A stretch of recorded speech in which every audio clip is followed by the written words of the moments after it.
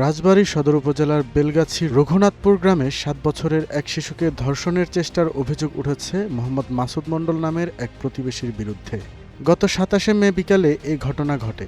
ঘটনার পর ভুক্তভোগী শিশুর মা স্থানীয় মেম্বারকে জানালেও তারা কোনো বিচার না করায় গত ২ জুন মঙ্গলবার শিশুটির মা বাদী হয়ে রাজবাড়ী সদর থানায় একটি লিখিত এজাহার দায়ের করেছেন। পুলিশ অভিযুক্ত মোহাম্মদ মাসুদ মণ্ডলকে গ্রেপ্তারের জোর অভিযান চালাচ্ছে। মামলার এজাহার ও স্থানীয় সূত্রে জানা গেছে, গত ২৭শে মে বিকেলে শিশুটিকে বাড়িতে রেখে তার মা মাঠে ঘাস কাটতে যান। এই সুযোগে প্রতিবেশী অভিযুক্ত ব্যক্তি ওই বাড়িতে প্রবেশ করে।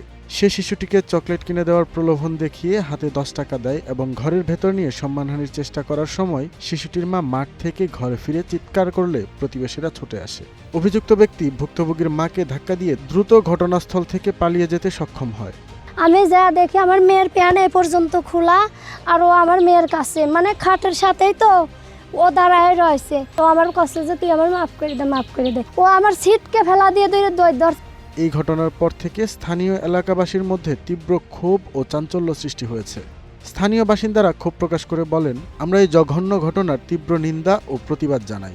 নিজ বাড়িতেও যদি আমাদের শিশুরা নিরাপদ না থাকে তবে আমরা কোথায় যাব? আমরা প্রশাসনের কাছে এই ঘটনা দ্রুত তদন্ত ও অপরাধীর দৃষ্টান্তমূলক শাস্তির দাবি জানাচ্ছি। যে ঘটনাটা হয়ে গেছে কোনো স্বাভাবিক বা সুস্থ অবস্থার মানুষ এটা করতে পারে না। আর যেই দুর্ঘটনাটা হয়ে গেছে আর বাচ্চা যেহেতু একেবারে ছোট বাচ্চা, এইটার জন্য আমি আমার জায়গা থেকে মনে করি যে এটা দৃষ্টান্তমূলক শাস্তি হওয়া উচিত। এর যে যোগ্য শাস্তি হওয়া দরকার এইটাই হওয়া উচিত, কারণ আশেপাশে এরকম অনেক হইতেছে। আজকে এর বাচ্চা নিরাপদ না, কাল আমার বাচ্চা নিরাপদ না। যাতে এরকম না হয়, এটা আশেপাশে অনেকেই শোনা যাচ্ছে যে অনেকেই এরকম হচ্ছে। রাজবাড়ী সদর থানা পুলিশ জানায়, বিষয়টি নিয়ে ভুক্তভোগী পরিবারটির পক্ষ থেকে থানায় লিখিত অভিযোগ পাওয়ার পরপরই মামলা রুজু করা হয়েছে। অভিযুক্ত আসামিকে গ্রেপ্তারের জন্য পুলিশের একাধিক টিম মাঠে নেমেছে এবং বিভিন্ন স্থানে অভিযান অব্যাহত রয়েছে। এদিকে সুশীল সমাজের প্রতিনিধি ও এলাকাবাসীর দাবি, এ ধরনের অপরাধীদের দ্রুত বিচার ট্রাইব্যুনালের মাধ্যমে কঠোর ও দৃষ্টান্তমূলক শাস্তি নিশ্চিত করা প্রয়োজন, যেন সমাজে এই ধরনের জঘন্য অপরাধের প্রবণতা রোধ করা সম্ভব হয়।